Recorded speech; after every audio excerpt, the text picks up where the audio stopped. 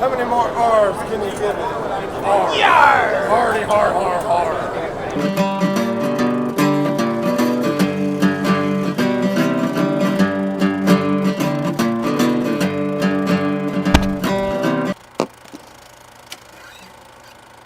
Oh, you better be alert. I might just throw a random fry in the middle. Oh, who's faster? That was good. Ah, there she is. 2021 CBR1000RR-R Fireblade SP. That's a friggin' mouthful. So in Europe, it's actually a 2020 model, but in the United States, it's a 2021 model. It actually gets the Brembo Stylema brakes that are featured on the European superbikes. It obviously has these wings here, which are all the rage now. I'm sure active aerodynamics will be next. So the bike is all new. It's narrower. It's actually 0.63 inches higher. It's got a 2-inch longer wheelbase. The swing arm's 1.2 inches longer. It's actually 10 pounds heavier in wet weight than the current CBR1000RR. It's 443 pounds wet. Now, I think a lot of that has to do with the catalytic converter for the Euro 5. It's probably a lot of weight just in that. The engine is actually a stressed member, so you've got a bracket that's attached to the rear of the motor that the swing arm attaches to here. It's still an inline 4-cylinder. Honda claims 215 horsepower at the crank and I believe about 85 foot-pounds. A lot of people wanted the V4 configuration from the 213V MotoGP bike, but Honda's gone with their tried and true inline 4-cylinder, their bread and butter motor. And the bike is really impressive in person. I wasn't like super thrilled with it when I saw it on YouTube, but seeing it here, especially up against the current Fireblade 1000RR, it's a huge step up, a giant step up. You get HID headlights, which are pretty compact. Bloody double decker. You get this resonant air intake here, which is pretty cool. The front of the bike has the whole like Pacific Rim thing going on. That Akrapovic system looks pretty sweet on there. Nice detail on the welds there.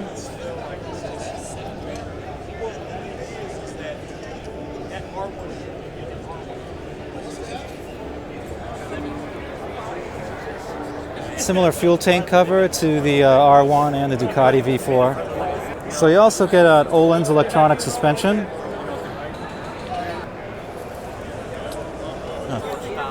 Got the same vertically mounted shift linkage here. Oh yeah. Yeah, the actuation's really smooth, super precise. Nice fit and finish on all the castings. Looks like they sprayed them with clear coat.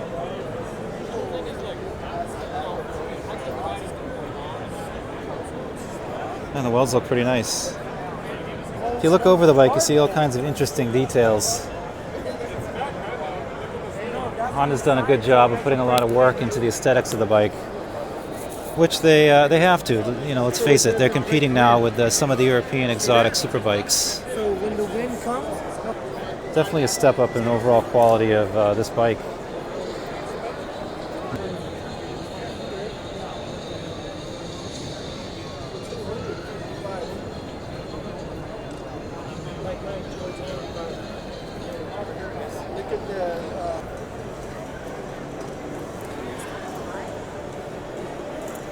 So they've relocated the ignition cylinder from the front frame to this side mounting here. So it looks like it's a fob type ignition. And that's to free up the airbox. Still uses a key for the gas tank. Pretty good quality buttons. Yeah, better than the Ducati anyway. Nicer feel on the controls. Get an all new TFT, or Electronic Dashboard, which is pretty much standard fare for all the superbikes now, and almost every motorcycle. So on these Brembo Stylema brakes, you actually get variable ABS braking control, which is pretty interesting. It's like the radiators span the entire front of the bike here. Yeah, I can see that there. It's a two-component, pretty clean. I like they've disguised all the wiring.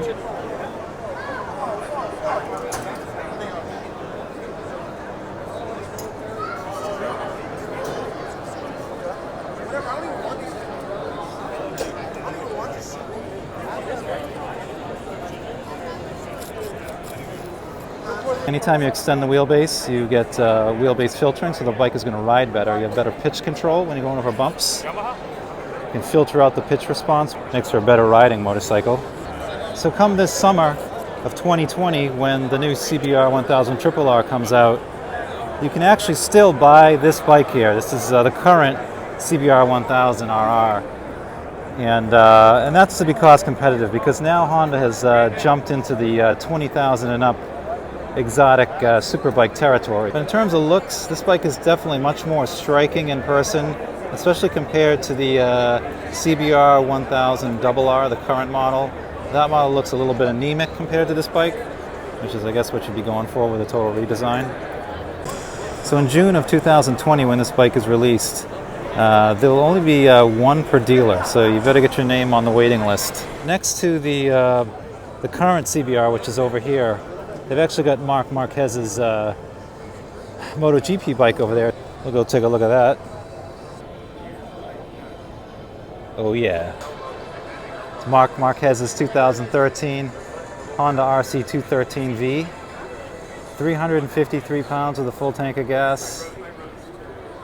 248 horsepower, and oh yeah, the Undertale exhaust. Oh yeah.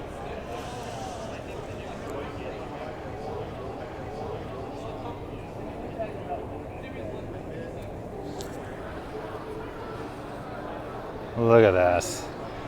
It's crazy how close the production motorcycles are getting to the MotoGP bikes in terms of power, specific power.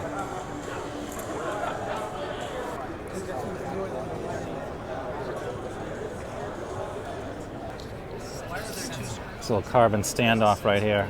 It's all these little carbon details.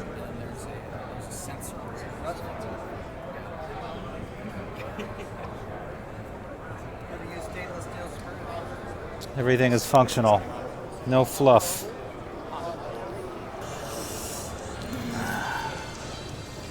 Bringing Brembo brakes. Radiator grating, gotta have that. You're freaking crashing into seagulls. Direct power transponder. Pretty impressive. The friggin' CNC'd rear sets.